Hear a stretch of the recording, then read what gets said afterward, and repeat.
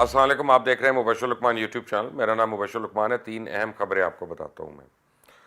اور پہلی خبر جو ہے اس کے اعداد و شمار میرے پاس نہیں ہے، لیکن یہ خبر میں آپ کو مستند دے رہا ہوں کہ پاکستان میں گزشتہ 2 سال میں سب سے زیادہ ترقی پانے والا جو شعبہ ہے وہ عصمت فروشی کا، پروسٹیٹیوشن کا.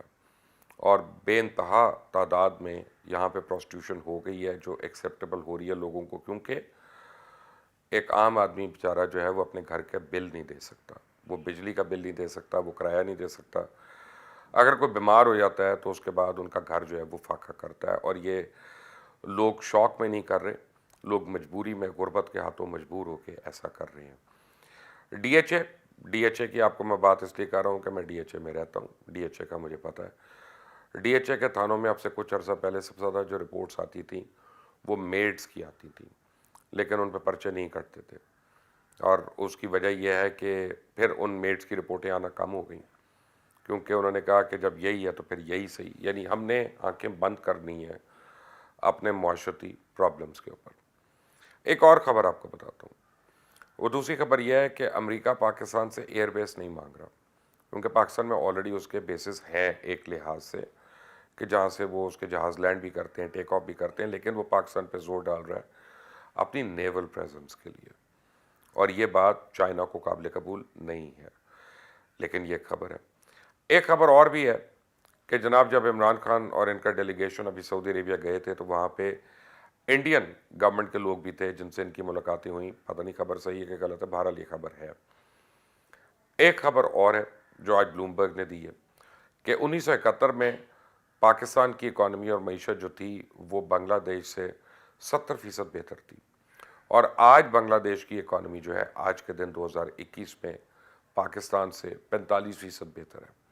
بلومبرگ نے یہاں پہ کاری ضرب لگائی اور زخموں پہ نمک چھڑکا اور یہ جا کے کہہ دیا کہ 2030 کے اندر یا 2035 کے اندر ایسے حالات ہو جائیں گے کہ پاکستان ہو سکتا ہے بنگلہ دیش سے قرضہ لینا شروع ہو جائے.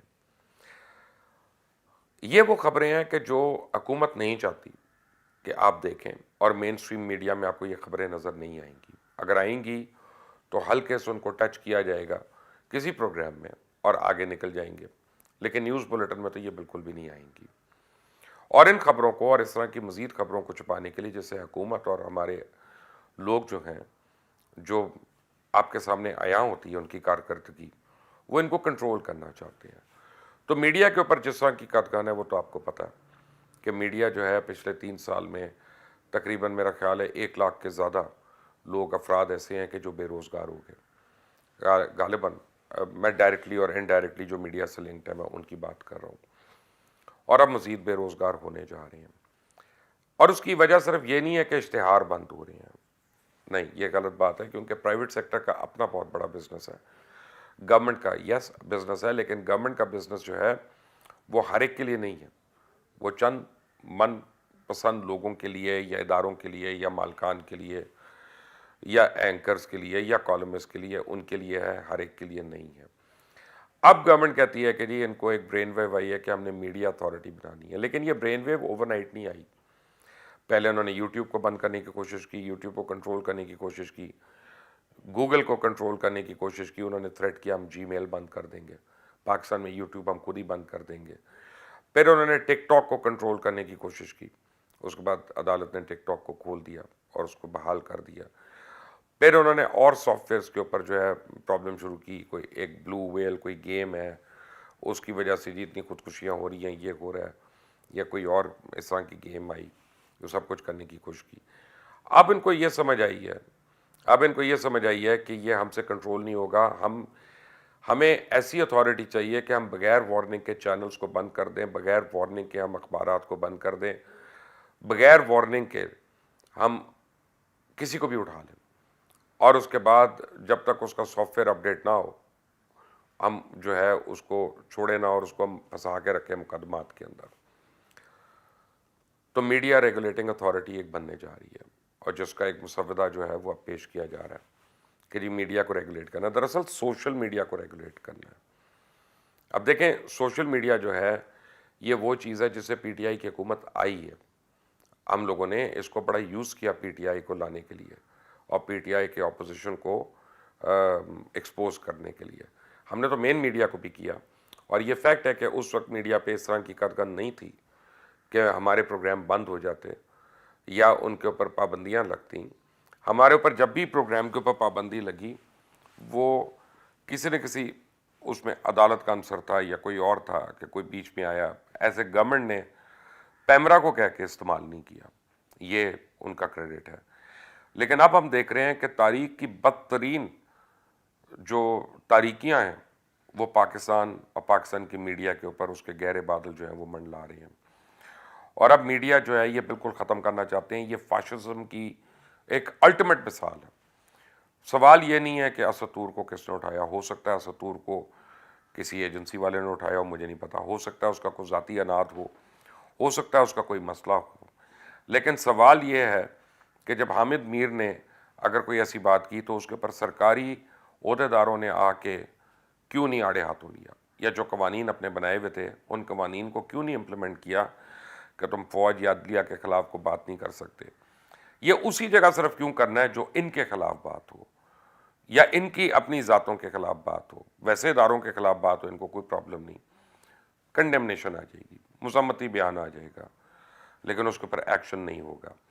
تو اب حکومت کیا چاہتی ہے کہ ہر قسم کی آواز دب جائے پاکستان میں, اور ہر قسم کی وہ آدمی جو ہمیں ایکسپوز کرتا ہے وہ دب جائے یا وہ مر جائے یا وہ مجبور ہو جائے وہ کوئی اور کام شروع کر دے, یہ کام چھوڑ دے, تاکہ حکومت جو ہے وہ کسی طرح سے بھی مجھے قائم رہے اور اگلی حکومت میں بھی آ جائے دھاندلی کی وجہ سے.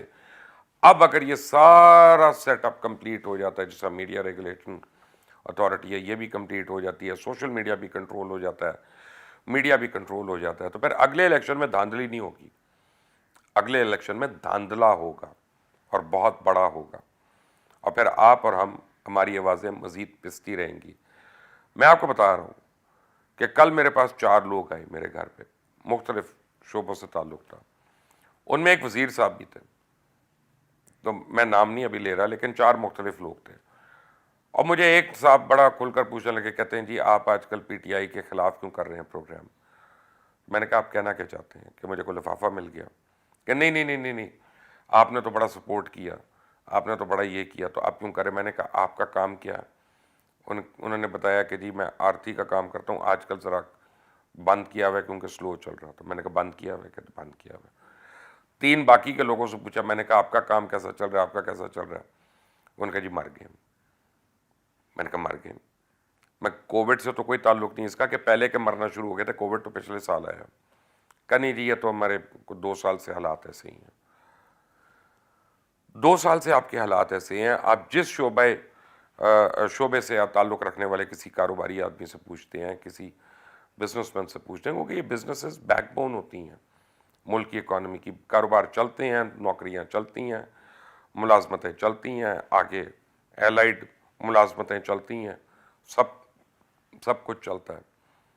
تو یہ بند کیوں ہو رہا ہے کہ جی وہ بس یہ ہو گیا تو یہ ہو گیا تو یہ پالیسی. تو میں نے کہا جس پالیسی کو آپ مجھے اندھا دھند سپورٹ کرنے کو کہہ رہے ہیں اس سے آپ کا کاروبار بند ہو رہا ہے, میں کروں سپورٹ اس کو.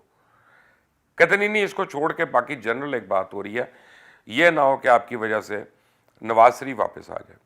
میں نے کہا میری وجہ سے نواز شریف واپس آئے گا کہ آپ کی بیکار کارکردگی کی وجہ سے نواز شریف نے واپس آنا ہے, یا پیپلز پارٹی نے دوبارہ اقتدار میں آنا ہے, یا کسی اور نے اقتدار میں آنا ہے. اپنی کارکردگی اپنی گورننس کو کیوں نہیں دیکھتے؟ ہر ایک کا آپ گلا گھونٹ کے.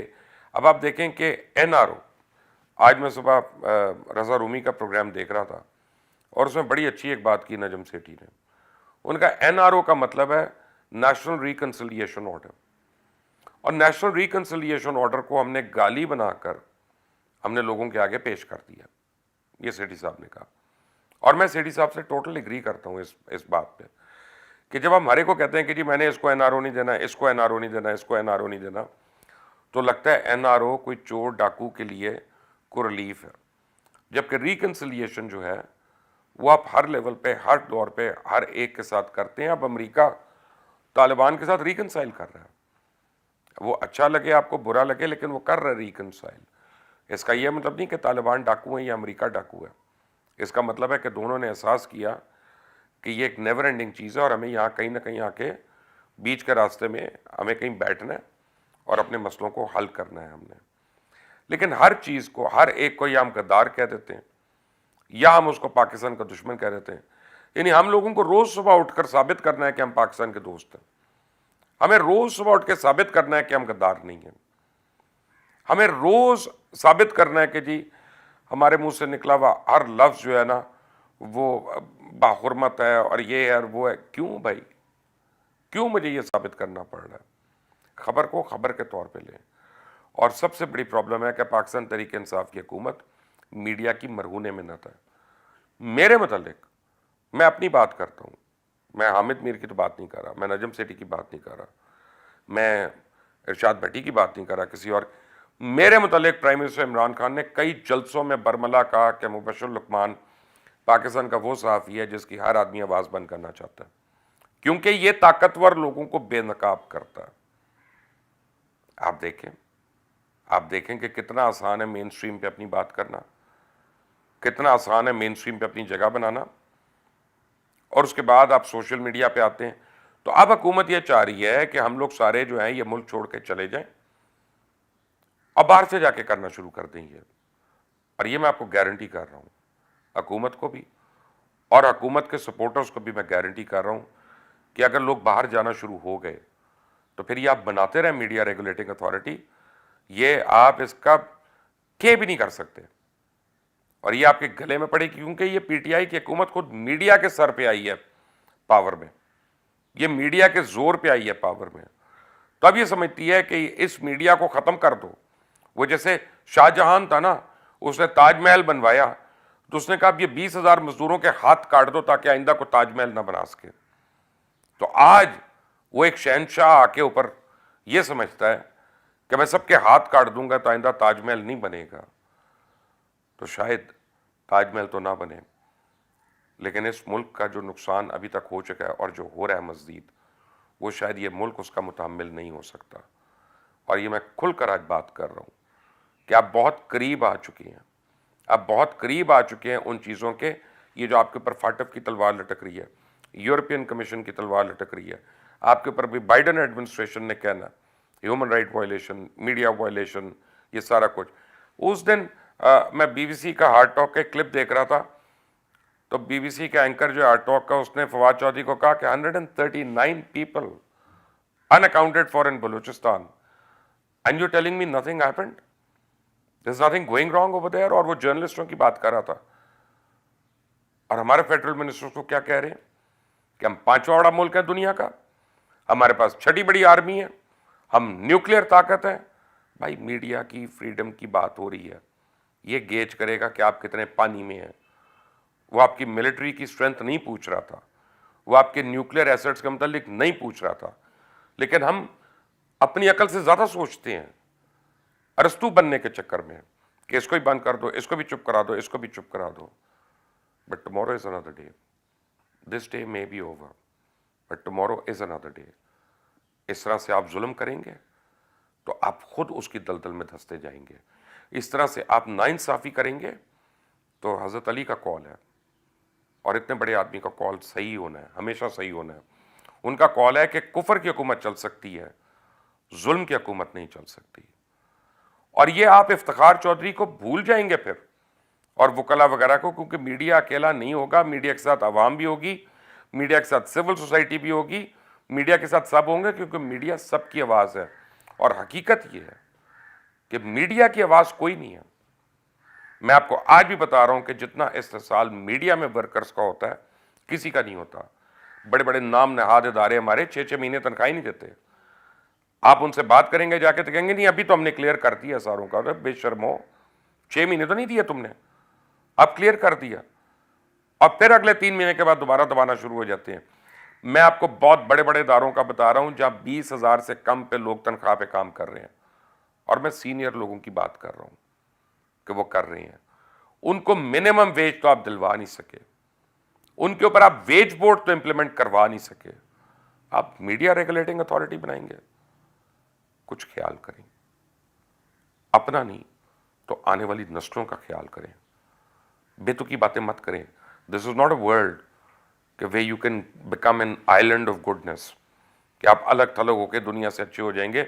میں آج عمران خان کو ایک بات بتانا چاہتا ہوں، اور یہ میں پہلا میسج ہے جو میں میڈیا کے تھرو عمران خان کو دے رہا ہوں، اور میں اس کو واٹس ایپ نہیں کر رہا، کہ عمران خان، دس از دی ایج آف کو ایگزسٹنس اور نو ایگزسٹنس. اللہ حافظ.